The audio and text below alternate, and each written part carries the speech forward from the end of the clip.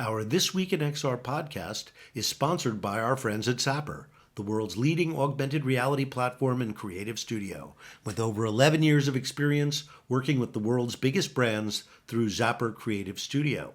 Zapper also has an award-winning web AR platform, ZapWorks, that lets you create your own mobile AR magic. Finally, check out their Zap Box, the most affordable mixed reality headset on the planet. Start creating AR over at zap.works or talk to them about your next AR project at zapper.com. Good morning, everybody. It's the 9th of December, 2022. I'm Charlie Fink with Ted Schilowitz and Roni Abovitz for This Week in XR. Our guest this week is Hendrik Witt. He is the Chief Product Officer of Teamviewer, which has a software platform that powers a lot of the industrial AR that we should talk more about, because that's really where the money is at the moment. And of course, Roni, you have considerable experience considering enterprise workspaces. So we'll look forward to talking about that. But let's hit the news real quick and get to Hendrik, who's in the green room. The FTC is suing Meta versus Within, which is, if you're going to start enforcing antitrust law, I get it, right? They should never have let Meta acquire Instagram. But this blocking the acquisition of Within shows there's tremendous ignorance on the part of the FTC about what's going on with this particular deal. Yeah, there may be other software acquisitions that they could poke a stick at, but this is a really weird one, because without this acquisition, I'm not sure Within, even with a hit game, could survive as an independent company. Yeah, and why is this the starting point? Why didn't it start with Beat Saber or one of the other big acquisitions that they made, or Google with Tilt Brush X amount of years ago? Like, how come this has the moment and the others didn't? I don't know, Roni. Any guesses? I'm going to come off the ropes a little bit on this one. So, bias, conflict on the table. Chris Milk's a friend of mine. He founded Within. Yeah. But look, they are a really cool player. There's just so much competition out there. This makes no sense to me.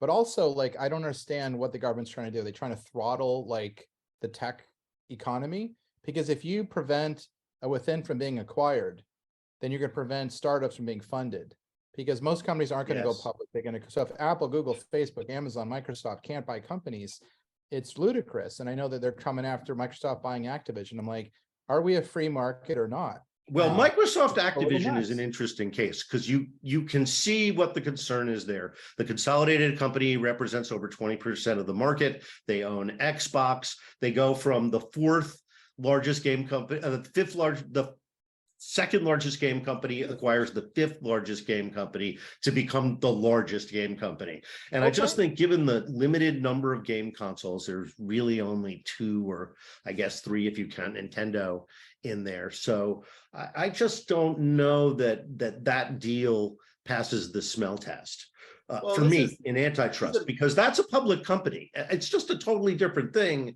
than Within. Within is a tiny company relative to the size of this industry.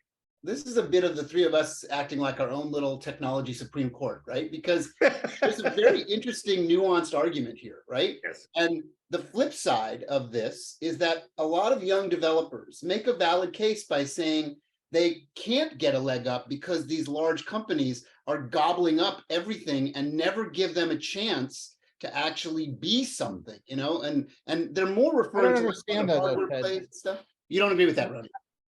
Look, those little developers are companies like Within, and at some point, and Chris is a friend, he's the founder. At some point, the investors who put money in you need a return. So you either go public or you get acquired. Yeah. And it's very hard as a standalone little company like they are to be fully profitable on your own. So an acquisition is like a home run, and that being prevented makes no sense. It makes no sense. The only thing I thought of, every investor, because they think what's going to happen next. The only thing I thought of is the FTC sort of trying out their arguments on Within before they take on Activision and Microsoft. Could be. So other news, creator economy was the topic at Snap's Lensfest this week. There were several other stories about new apps to aid content creators who are trying to bring in 3D objects into the metaverse, whether native digital or whether digitized in the physical world. And I just feel like this is the moment when everybody has gone, aha, without creators, we're dead, and we have to compensate those creators. It's a little bit like an early platform like Quest having to go out and pay developers to develop for their platform because there are not enough consumers to support it yet. So I thought it was interesting. I think Snap has realized that their creators are free to create on other platforms that would compensate them better. So, you know, getting them, I mean, they have been informally getting them involved in a lot of their third-party deals with advertisers, but this is really a chance for them to get paid to create pay services for consumers on the Snap platform, which is still huge, despite whatever woes they have in the stock market. They have 350 million daily uniques, over 200 million in the United States. So this is a company that is rich in assets, even if they're having trouble monetizing it at the moment. But whatever is happening on that side of the business, they have to take care of their creators. And are they all just watching the phenomenon of TikTok continue to grow and blossom and find this unique vein and just trying to mirror that in some way, shape, or form, right? Every platform I look at these days seems like they're trying to TikTokify themselves. That just seems to be the order of the day. So I don't know if you guys agree or disagree, but that seems to be the trend. Well, I don't know whether that's happening on Snap. I'm not a Snap user. It is. It's happening on Snap. It's happening on Instagram, on YouTube, on anything that has. No, I know YouTube. I know YouTube and Instagram are at this point most of the time hard to distinguish from all TikTok. About this flippable, right? Flippable video kind of thing. It seems to be like everybody's moving to that. So let's finish the news segment with something that Ted and I were burning this one up in the green room just because it's such an exciting idea. Gorillaz, which, as you know, the pop band always performs as avatars, never as humans. So they've decided to go ahead and do a live concert as avatars in AR, meaning you have to, you watch the show through your smartphone camera, but here's the twist, it's location based. Right. So you can't see the AR illusion unless you're in Times Square or Piccadilly Circus in London, which I think is a brilliant idea. Yeah, it's very, very Pokemon Go like, right? It's location based. You have to be in these places that have huge amounts of foot traffic. So Times Square in New York, Piccadilly Circus in London, and the band will show up, but you have to see it through your little magic window. And of course, you know, Roni, taking a page out of your book, well, that's so damn restrictive, that little magic window. I want to, for a concert like that, I want to wear it. I want to be able to like have very little separation between the illusion and the real world. And that would be magical. You know, the smartphone thing, I guess it's just a bridge to success because it's got scale, right? But every time I see one of these things, I get so excited, but then it's like, yeah, but I don't want it on a 6-inch screen. I want it to fill my field of view, you know, so. We piloted, Ted, AR concerts with some really big bands that I can't name them right now, but just, you know, Gorillaz bigger, and I think we even intersect with them at some point. I think the idea is really great. It's an idea we tossed around really early, but I think the issue is like seeing it through a phone kind of sucks. It'll be a novelty, and at some point, my guess is like later this decade into the 2030s. This same idea where you get to put on a sleek, elegant, like what I'm wearing right now, and you'll have like great sound field, little inserts. That will be the moment. Like yeah. This is like the teaser. It's like the appetizer, but it's not quite the thing. But when you've tasted the real thing, I'm sure those guys want to do the real thing too. There just isn't enough scale yet in devices, but it's coming, and that'll be amazing. Yeah, we keep pushing. We keep hoping and pushing. So. It'll get there. The one thing I will say about smartphones at concerts today is not only do they have scale, but everybody's got a smartphone in their hand during a concert anyway. So why wouldn't, you know, bands spend millions of dollars building elaborate sets and lighting rigs, and they probably pay upwards of $500,000 to take the thing apart and put it together in another city every few days. So why not take some of that and put it in the phone?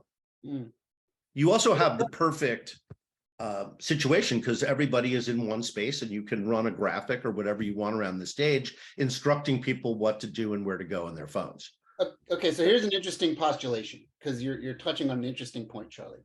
So if you take all the money that a stage show requires to put up that giant screen and all the pyro and all the other lighting effects and stuff, and just have a concert, have a big band come into a giant white empty space, and with the money you spend for all of that physical stuff, everybody gets a pair of glasses and they're all IoT connected, and you can do this amazing stuff. You can bring all that stuff to reality and beyond when you wear something, and there's no physical spend. It's just an empty space with good. Well, that is a sci-fi thought, that the cost of the glasses makes How them awesome would that be? disposable.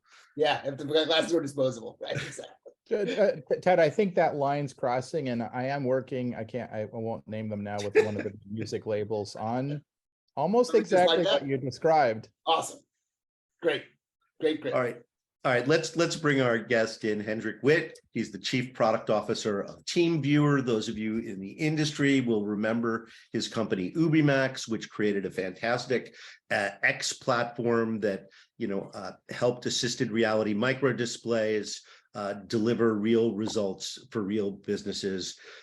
No surprise they were acquired by a big company like Teamviewer. And it seems like, Hendrik, you are up in the business of Teamviewer in a big way as their Chief Product Officer. Welcome to the show. Thanks, Charlie, for having me. Yeah, that's actually true. Yeah. So tell us about the expanded scope of your role now at Teamviewer, which is clearly way beyond Ubimax and what Teamviewer has going right now. Sure. So obviously, I mean, I guess many people know Teamviewer, right? From helping moms and dads on computers, remoting into devices, these types of things. That is what kind of Teamviewer built and invented as a product more than 15 years ago, right? But we came a long way as a company. And we've been obviously transitioning more and more into enterprise phases with remote control, but then also thanks to a world getting smarter in terms of devices, we are now no longer just remoting into computers, but also remoting into embedded systems of all sorts, forms and fashions, so to speak. But then, back the days, then was the idea of Teamviewer, and that was also why they ultimately acquired Ubimax as a kind of augmented reality player. That was, what if the problem is not in software? What if the problem is something where you need to physically do something, be it on the device or be it on a big machinery or something? And that was where augmented reality was the key element for Teamviewer, and in particular for Teamviewer's future. So as Chief Product Officer of Teamviewer right now, I'm no longer, quote unquote, only looking after kind of the frontline product portfolio, which is kind of the augmented reality stuff for the industrial shop floor, but also on all the remote control pieces, be it for embedded devices or classical IT support type of scenarios. Can you give us a more specific use case? I mean, I love this, but tell us how your clients are doing it as using your software as a practical matter. Look, for example, I think, when somebody has an IT problem, right, on a computer that, whether it's a misconfiguration of software whatsoever, obviously with Teamviewer, you can remote into that device, no matter where you are in the world, right? A remote IT expert can remote into the device and can take over control of that device. So while I think that is a common use case, there's a lot of players out there in the field. You could argue, why would I bother? So now here's the thing. When it comes to, smart equipment, smart devices, think about even industrial coffee machines, for example, is a great example. We now get used by those coffee machine manufacturers to remote into their coffee machines. So providing services without travel. Reducing CO2 emission, all these type of things, but also, getting the coffee running as fast as possible. Again, kind of. Okay, so I have a interesting question that hopefully you have a really, really good answer for. First of all, I'm a big fan of Teamviewer. I think, Charlie, you might know this. Many years ago, I was an equity partner in a VFX company, and we used Teamviewer constantly. And it was a huge benefit to us to be able to share all the assets, and essentially remote into everyone's computers constantly. So it's a huge success. You touched on the coffee maker, and in my mind, I went a little bit to the Skynet scare, right? So when you can remote into computers, okay, I get that, and maybe that's a little bit scary. But when you can remote into any device that has often very limited or no protections for piracy or bad actors, how does a company like Teamviewer prevent somebody from using this software in a very nefarious way? What steps do you take? Because often companies talk a good game about how they're protecting their consumers, but it's proven over and over again that there are cracks in the armor and people use these things not for great benefit. Yeah, that's a good question. Look, I mean, you're touching on security, right? Which is one of the very, very important things in our product portfolio. So we spend tons of effort on getting, the tech secure. So you can remote into that coffee machine only if the Teamviewer client sits on the thing, or let's say the host module, whatever we call it, right? And then we can establish the connection to this. And we have own router infrastructure across the globe where data gets fully end-to-end encrypted and all these things. So there is a lot of more means that we have in place in order, obviously, to prevent malicious use, if you will, right? Yeah, but certainly, I mean, it's a very, very powerful tool, and you have to stay on top of security every day, basically, because it's so powerful. And I agree. And I mean, it's fair to say everyone can look it up, right, from time to time, because there is also a different Teamviewer product that is free to use, right, which is a different product that I'm talking about on the embedded space. I mean, there is things that you can find on fraud, and we're working against that, right? It's a battle. As a movie guy, I just have, as you're talking, I'm just visualizing when every coffee maker in the world rises up against its user. It's like the most awesome story ever. Yeah. But I'm glad you're taking it seriously, because it is a very absolutely. Well, there's an interesting case in the coffee maker, just to get back, not that it has importance other than representing sort of IoT-ish application of Teamviewer software. But okay, so you can diagnose the problem remotely, but obviously you can't open up the coffee maker with your software. So is there a way for a local employee to kind of get told via an app or an email how to proceed, how to execute the procedure that the software has detected needs to be done? So here you go. And that is where Frontline comes into play, right? The AR augmented reality platform for step-by-step instruction, these type of things that came in through the Ubimax acquisition. So taking the coffee machine example, yes, you cannot open the coffee machine and try to do all sorts of things that you have to do in order to bring this thing up and running.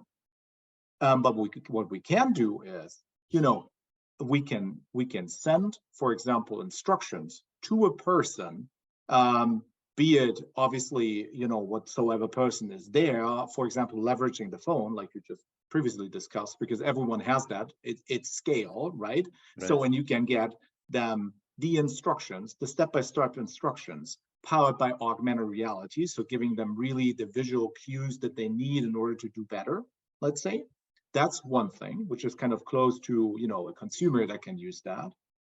But obviously the coffee machine manufacturers, they also have own field forces, right? Own field service troops. And they sometimes get equipped more with, more mixed reality type of devices, even where they can go into CAD drawings, eventually get digital twin type of models around these devices. Maybe not so much on a coffee machine, but there's bigger equipment, more complex equipment out there where the use case is basically exactly the same. And there you need to leverage all of that capabilities. And that is then the beauty around XR, right? Where you can really leverage holograms and all these things in order to do better. So there's a lot of I'd say competition in the space for remoting in to computers and environments. Clearly, what you're doing with an augmented reality sort of subset of that is a distinction. How would you position Teamviewer against some of the other like remote in to the computer? And a lot of the big tech companies are sort of building this into a software layer themselves, right? So I'm just curious how you position the So the company. difference in TeamViewer, I would argue, is not necessarily the remote connectivity and control, so which I rather would call the tool itself. It's more the solution around it. It's really the end-to-end solution, right? So we go after enterprises like the coffee machine makers and provide them the end-to-end experience, right? So remoting in, trying to fix it from remote, but if remote doesn't help, or the problem is actually outside, be it in hardware, for example, then we have the seamless transition into augmented reality. And that's kind of a unique proposition that we really can go, let's say, from fixing a problem in software all the way fixing the problem in reality. To use augmented reality in the process, would you use a QR code or computer vision to localize it for the AR so that you could go as far as kind of labeling the coffee machine and showing how it could open and so forth, or identifying screws that have to be removed? Yes, we could. I mean, you can go as simple as a QR code, which sometimes is the case that we do, but you can also do the visual tracking piece, right? Edge-based tracking, model-based tracking, these type of things, because when you remote into the device, by the moment we remote into the device because it has a problem, we know what model that is. We know all the details that maybe there's even telemetry data that we already know in order to pick, let's say, the right instructions in order to bring the thing up and running again. So that's really a nice, I'd say, a nice combination of somewhat of an IoT-ish case plus the augmented reality piece, and that's kind of unique. And of course, for people who are listening, we're talking about a coffee maker, but it's really just a metaphor for a giant gas processing plant or industrial machinery, which is probably much more of a common use case because it's so expensive and complicated to maintain that equipment. Correct. And it's all bespoke equipment. It's not like you know, every industry has a slightly, even if it's the same industry, usually this is equipment that's been running for decades. So they have a whole different class of machinery as well. Exactly. It's just a let's say fairly simple example of, you know, trying to understand what we're building and doing. When we're talking about remoting into these exotic machines and sometimes these consumer machines, how far are you along the line with using head-mounted displays? Are you working with HoloLens or a Vuzix or a Magic Leap or any of those devices to team view and do a digital overlay sort of workflow into that? Where do you stand with all that sort of? Yeah, that's for example with the HoloLens device, we're doing exactly this, and we do have customers that do this that way. Yes, we you know, when it comes to smart glasses, we do, you know, support the multitude of devices, the true mixed reality type of devices like HoloLens, Magic Leaps, but also the browser assisted reality devices, right? The Gorillaz, the Vuzix of the world, because some of the workflows, you know, you don't necessarily need the very immersive way of mixed reality, right? And sometimes it has also to do with, you know, the complexity of the technology and the people that actually use that, right? So we you could say really there's the full spectrum that we support, from, you mentioned the bridging technology type of a thing like mobile devices today, right? That's the first thing, over to assisted reality devices, and then all the way to mixed reality. Do you have a sense of the sort of economies of scale of like how big is the side of the company that is using TeamViewer just on traditional PCs to remote in versus these sort of newfangled opportunities to kind of do this digital overlay stuff? Yeah, so you know, looking at the business, how we've been growing the business over the last 16 years, the majority is still on remoting into the software side. Mm-hmm. But like I said, with the world getting smarter, there is now more and more organizations, you know, running into the challenge of, okay, but now what if the problem is a combination of software and hardware? How do I handle that, right? Well, we're just not used to it. So we're growing in that space, but yes, it's fair to say that the majority of the business is still coming out of the traditional area, right? I think everyone in that space, in the AR space, would agree, right? We're still in the somewhat earlier phases. We're not early. We have large organizations adopting it at scale, but there's not millions of organizations right now doing it. But there is quite a ton that is embarking or has embarked on that journey now. Also, to a certain extent, because of the pandemic, right? Because you couldn't travel, you couldn't transfer knowledge. The new, I mean, it all started with, I mean, we obviously have been seeing a huge spike in terms of demand for, you know, remote assistance on using AR. But now that this technology is out in the field, that people have been using it on smart glasses, for example, obviously they now go and think about, you know, what can I do more with these type of smart glass devices? And that's exactly where now work instructions, these type of things come in. And certainly also for mixed reality, there's a lot around training. And Hendrik, quick question. Do you think of your company as like a metaverse infrastructure company? You know, if you think about like how you've been evolving from like this IoT assist and the way the internet is today, and to where the internet is evolving, feels like you're like a transition company from one form to the next. But do you think about that? Do you think of like, what's your role when all the metaverse technologies like fully bloom, and how you might change around that? Yeah, I think it's to some extent, I like that comparison. I think you could argue we were to some extent, you know, an infrastructure company, but and we probably remain so more on the traditional side of the IT side. But as it gets more into the embedded operational technology side, we're also walking up the stack, if you will. So we're providing really these solutions around that, right? We leverage augmented reality, mixed reality type of things, and really providing end-to-end solutions. So while you could say, you know, in the traditional Teamviewer business, we are a tool, and we get used in whatsoever process.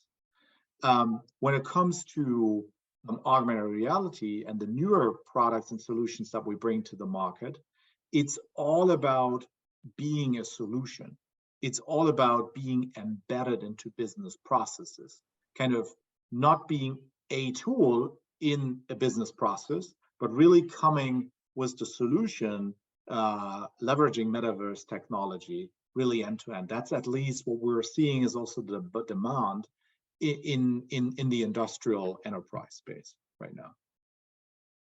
So there are in your industry integrators like Liberstream, PTC, Accenture, the big consulting companies, and those guys are kind of acting like the glue, right? Because they're embedded in the companies.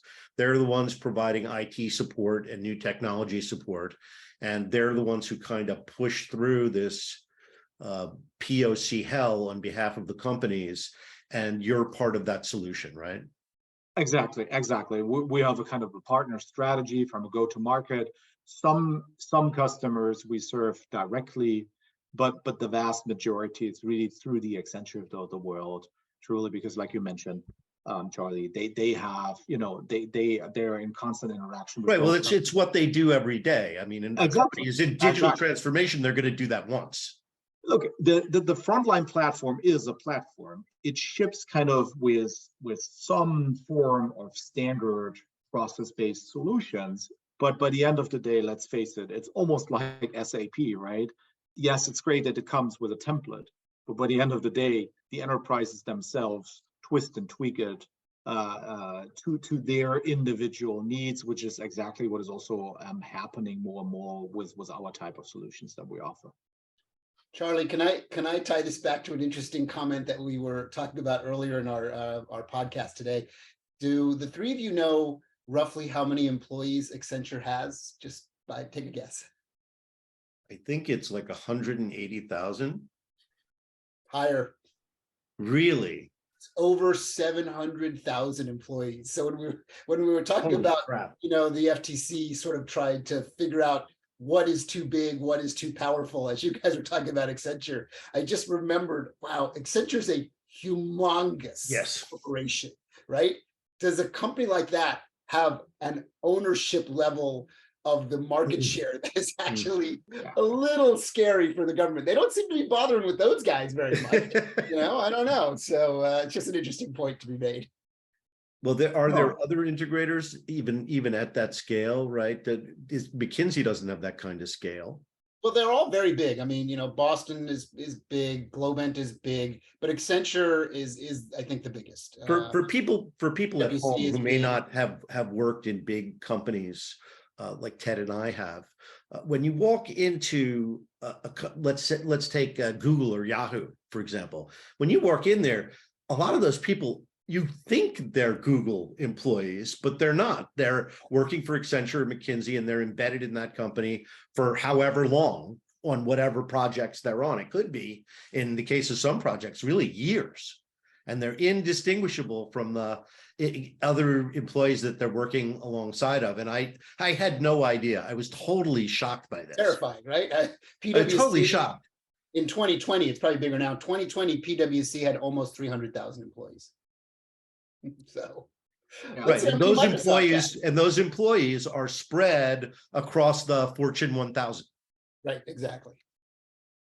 And they're super important for all of us in that industry, right? In order to bring the kind of the metaverse to life in these organizations, right? That we somewhat rely on them, right, to do this. Unfortunately, not all of these employees are into the metaverse game, but hopefully that can be our ambition by some. Microsoft has 220,000 employees, give or take. So Accenture has 4 times the amount of employees that Microsoft has. And they're like, what? Well, but again, you walk into Microsoft, and I'm sure that place is stuffed with McKinsey, loaded with them, right? And Accenture. And by the way, different divisions use different consulting companies.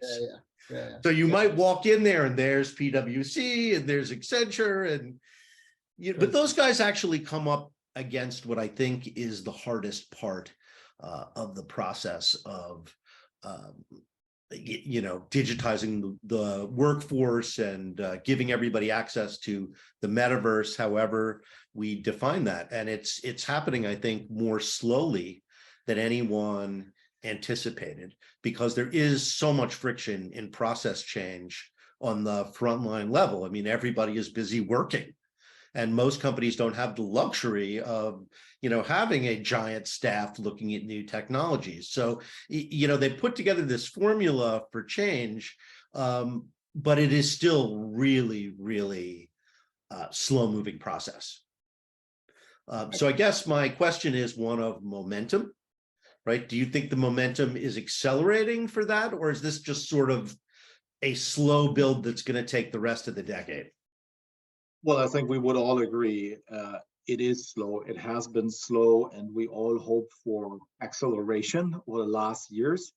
What we're seeing is certainly through pandemic, things got accelerated, right? In terms of tech adoption around the globe, when we look at the at our various different regions, from the Americas over Europe to Asia, we've been seeing across the board an increase in acceleration of tech adoption. Tech also for relevant for the metaverse space. So I do believe we're at least on a higher pace that we used to be. Is it lightning fast? Unfortunately, no. Right, but I think it will continue. So I don't see right now anything which gives me an indicator, a strong indicator that things will slow down again after this kind of peak around pandemic. Now, that being said, obviously, time will tell what the macroeconomical environment we're all right now in, whether this will do good or bad to the metaverse adoption, right? Speaking of the HoloLens, which you said your Teamviewer sees a lot of industrial adoption there. I mean, I guess my question is, really, because there's a lot of suspicion and rumors about the HoloLens being in trouble, especially with the $22 billion IVAS deal being renegotiated, whatever that means, but it's not going to be $22 billion anytime soon. So is the HoloLens, because I've heard that there are few people using the HoloLens, that everybody is going to practical solutions like RealWear, it's disposable, but Google Glass 2, they're cheap enough to throw in a box and not care. Correct. No, and don't get me wrong. We see some adoption. I wouldn't say we're seeing a lot of adoption of that device. And yes, the current environment and the rumors around it are not helpful, I would say, in terms of adoption. Look, I think the challenge is always a bit with HoloLens type of devices, just the cost, right? It comes down to the cost of these devices. And then ultimately, and because we're just dealing only with enterprises and industrial shop floor type of people, it always comes down to, well, is that really needed? Or is that maybe that is better? Maybe for sure it's cooler, but it's also better. But maybe there's even, but I just can't afford. I just can't afford it. I don't have the money to spend on this. Is there not maybe something that is a little bit less capable, but still good enough for me, right? And then we're down to, the Googles, the RealWearers and the alikes, where the price point is significantly lower. Yes, the capabilities are restricted, more restricted, but maybe good enough in many use cases. Certainly not for all. I think it's a completely different picture when you look at training. I think there you really see those devices play off the full-blown mixed reality. But in many, let's say, we do a lot in warehouse logistics. I mean, there, a head-up display, a monocular one, is just good enough, right? And comes in significantly lower price. So, question for you, Roni. Because people are considering, in these situations, along with their advisors, whoever they are, they consider different solutions and different. First of all, we're talking about the difference between real augmented reality, where you have digital content placed against the physical world, or assisted reality, which is what you get from RealWear and Google Glass, which is just a little computer monitor hanging off your peripheral vision, which you might refer to for picking in a warehouse, or work instructions in an industrial environment, or I guess also inspection was a very big category as well, right? So a remote worker can follow instructions as well as document the inspection of equipment and do it in a hands-free, voice-controlled way. So it seems like there may be more use cases for that kind of mundane technology than there are use cases for the more expensive technology. Am I wrong about that? Well, let me make a counter argument and also ask that question to Hendrik. I think we're in this very interesting middle period where devices are rapidly changing, but also the capabilities are changing. And I question I have for Hendrik, and I'll give Charlie a response, and I have a question for you. Is it the cost, or is it the value proposition? And what I mean by that is, if I could take a $15 an hour employee, put them into a $2,000 or $3,000 device that turns them into an $80 employee, that's continuously upskillable, so that you're doing one thing in the morning and something else, and that you don't have to go away for 4 weeks of training. And I think the big difference there is AI, right? And it's only the good devices that have the sophistication of sensing and the visualization that they could play really well with AI. I think like the missing link, and it's actually distressing to me that so few companies are jumping on this. AI is an incredibly powerful force. A worker times AI. This is what I did at Mako, like surgeon times AI times robot equals amazing outcomes. And we did a lot of proof testing at Magic Leap that you could take, a low skilled worker, low wage, you couple them to a couple $1,000 thing, you mate that with AI, and suddenly they're doing amazing things. And I think that paradigm has not been put together properly. But I feel like that injection of AI plus you, which is not going to go very well in like a really cheap system that can't recognize the environment, can't understand you and your biomarkers, but I think can do well in the higher end devices. That's the missing part. If you take the AI out, you're driving a Ferrari at 10 miles an hour. You put the AI in, and I think this is the part that has to get connected, right? It's surprising to me that Microsoft didn't fully lay in because everything they have, all of those assets. But you think about like the AI, and I'm wondering, Hendrik, for you, like, do you see that mix of like really bringing AI in a strong way to like continuously upskill, and almost training goes away because you're constantly having your own personal Jarvis, and that Jarvis is letting you do all these things you didn't even realize you could do. And I think my vision there was you turn from Tony Stark plus Jarvis into like Neo in the Matrix, and skills are just being injected into you at greater and greater speed, and suddenly workers are capable of so many different things. So that's my counter argument, and why the investment in the real devices I think will ultimately pay off, because they're capable of doing incredibly good AI. So anyway, that was a bit of a diatribe, but also a question for Hendrik. What's your view on that? No, look, Ronnie, I 100% agree with you, right? That is also my vision. I absolutely believe in the power of AI in the mix, right? And yes, it is all about the ROI, like you say, right? If I can upskill a person to so that it ultimately becomes an $80 an hour from a 15, and you can upskill like this, certainly then the ROI is there. And I absolutely believe in the power of AI in these type of scenarios we're discussing. And in fact, we also have invested quite heavily in AI. We have something out as a product called AI Studio, where there's computer vision type of things and tools that we give to the non-AI expert, almost like a no-code type of environment to use computer vision and AI. So that you can leverage that with smart glasses, and there we see an uptick. Now, that being said, I think what I'm referring to is more today's situation. So because what we're also seeing is, yes, I'm 100% with you on AI. AI will change it, but can it change it already today? Here and there, I would agree, yes. But unfortunately, the vast majority of the problems, in particular the ones that the customers have in mind, we would need to say, yeah, great idea, let me work on it, but not for today and tomorrow, right? It's probably more for the day after.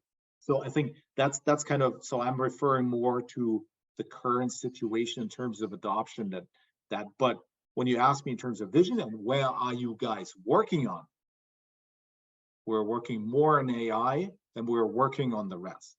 That's for sure, right? It's all about, for me, look, it's for me about all about AI and data.